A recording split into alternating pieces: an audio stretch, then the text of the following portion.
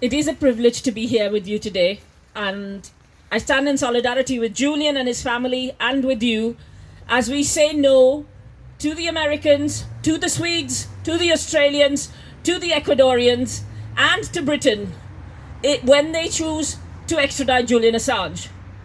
We are here to free Julian Assange. Free Julian Assange!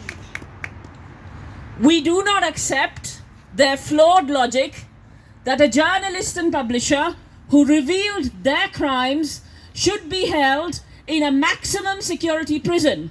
I urge any prisoners who are listening and any prison staff who are listening to recognize that they are joining in perpetrating a flawed system, a system which stamps on the head of a journalist and publisher who revealed 100% accurate truths.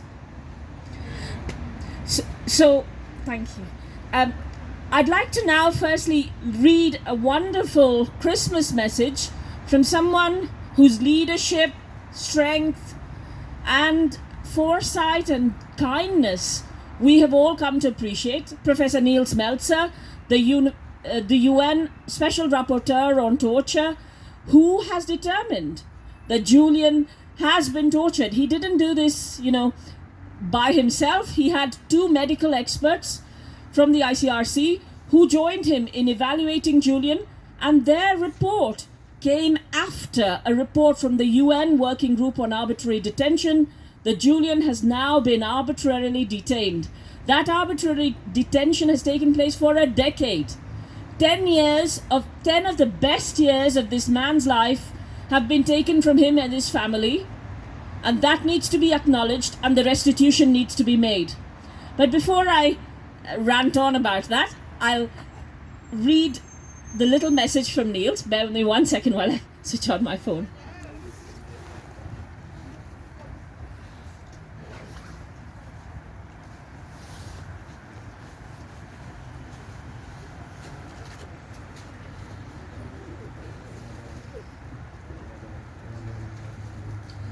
Neil says, "I salute you and your courage and solidarity." This is all of you here who have chosen on this cold and rather unpleasant day to be out here outside a prison rather than in the warmth of your sitting rooms or your local pub, because you care about democracy. He says, "Let us remember that the Christmas tale is a story of persecution, one where King Herod tried to silence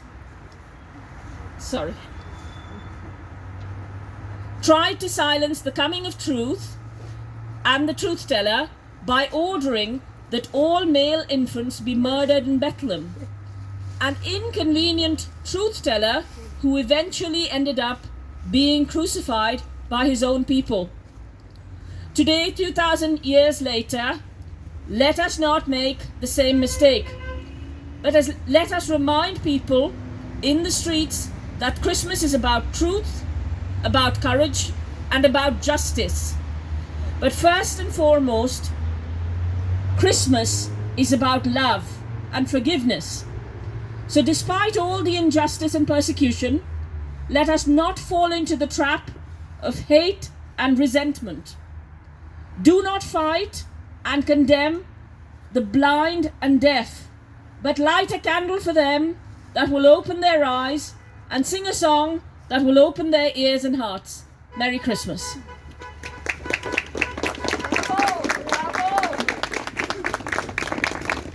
And my thanks to Neil for that message and for standing with citizens against the machinery of the state, when he could have had a much easier ride by just going along with the willful blindness that many organizations have showed towards Julian's case. I am glad that many of them, Human Rights Watch, Amnesty, and others, are speaking up for Julian. I'm also glad for the consistent support that Rebecca Vincent and her colleagues at Reporters Without Borders have given in covering the case. I am also surprised and willing to congratulate The Guardian, who have finally realized in their editorial that the persecution of Julian is also the persecution of journalists like them. And in order for them to stay as journalists, I urge them to take down the false Manafort story about Julian. Shame on them. At this stage, I think the story invariably, when we know that Julian has suffered a stroke in prison, on the first day of the hearings, where he was forced to attend the hearings despite being terribly unwell, I think many of us feel very angry, and we are all talking about Julian and about Julian's health, and a lot of people besides us are talking about how they don't like Julian. But this case has never been about Julian. It has been about Britain and America and NATO allies covering up war crimes. Yes. War crimes. War crimes like that revealed by the Wikileaks cable from UN rapporteur Philip Alston, which said that 10 people, including 5 children, had been murdered, shot at point blank in Iraq, and then the site had been bombed, aerially bombed, in order to destroy the evidence. This is the kind of information that WikiLeaks revealed. And these are the kinds of cables that, when they got into the public domain, changed the narrative. This is what people in Britain and America who are in positions of power, who work within the military-industrial complex, fear. And this is why Julian is in prison, because he allowed whistleblowers like Chelsea Manning to tell us what was really going on in the world. To tell us when the Americans lied about Namir and Saeed in Iraq within the collateral murder video, the 2 Reuters journalists who were shot down, and said, oh, they were shot down because Namir was carrying something that looked like a rocket propulsion device. And Reuters bought that story, of course. And Dean Yates still has PTSD to this day, because he believed, as the Reuters bureau chief in Baghdad, he believed that story. And it was only through WikiLeaks' releases that we know that they fired on innocent civilians, journalists, and children intentionally.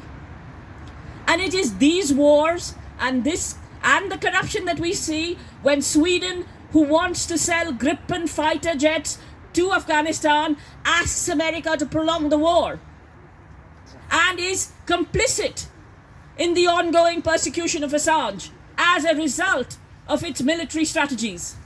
It is these things that we come to shut down. I urge those, particularly those on the left, who have been led astray by the weaponization of false allegations, to focus on what's really at stake today. It's democracy. It's your right to know the truth. Stand with us, irrespective of where you are on the political spectrum.